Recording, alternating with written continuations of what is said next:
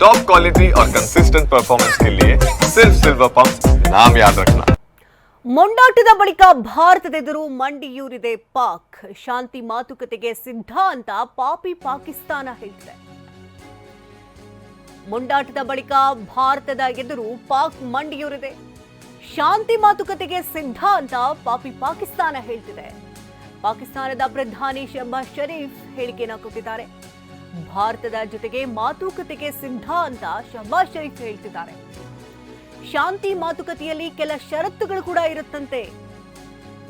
ಕಾಶ್ಮೀರದ ಬಗ್ಗೆಯೂ ಚರ್ಚೆಗೆ ಸಿದ್ಧ ಅಂತ ಪ್ರಧಾನಿ ಹೇಳಿದ್ದಾರೆ.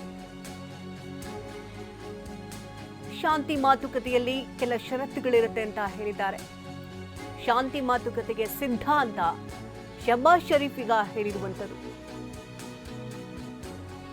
ಮೊಂಡಾಟದ ಬಳಿಕ ಇದೀಗ ಶಾಂತಿ ಮಾತುಕತೆಗೆ ಪಾಕಿಸ್ತಾನ ಪ್ರಧಾನಿ ಸಿದ್ಧ ಅಂತ ಹೇಳಿಕೆಯನ್ನು ಕೊಟ್ಟಿದ್ದಾರೆ. ಸದ್ಯಕ್ಕೆ ಕದನ ವಿರಾಮ ಏನೋ ಇದೆ. ಯಾವ ಕ್ಷಣದಲ್ಲಿ ಏನು ಬೇಕಾದರೂ ಆಗಬಹುದು.